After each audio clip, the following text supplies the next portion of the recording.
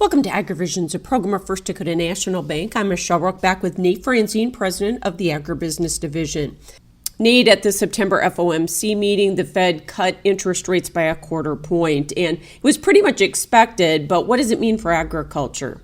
Yeah, it was expected, and I think, we're seeing weakening in the labor market numbers, and that's what's prompting this action. What's it mean for agriculture? It cheapens up the cost of borrowing, especially in the operating line of credit area where rates are typically variable, floating with the current market. So it's got a positive impact for ag. Certainly a 0.25% isn't going to move the needle drastically, but it sure helps. And depending on how the data comes out here in the months ahead, maybe there'll be more to come.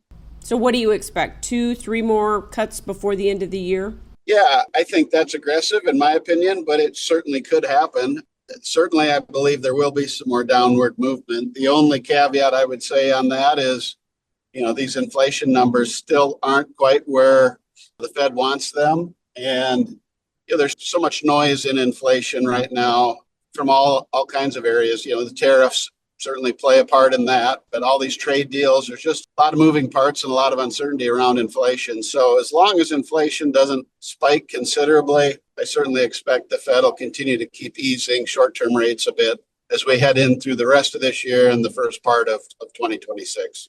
So why haven't tariffs had a bigger impact on inflation? I think it has a lot to do with just how they've bounced around so much. And just generally speaking, tariffs take time to work themselves through the system. And as that happens, you start to see more of the true effect of the tariffs from an inflation standpoint. And I think that's still a moving target as we speak. All right, thanks for that explanation. That is Nate Franzine with First Dakota National Bank in today's AgriVisions.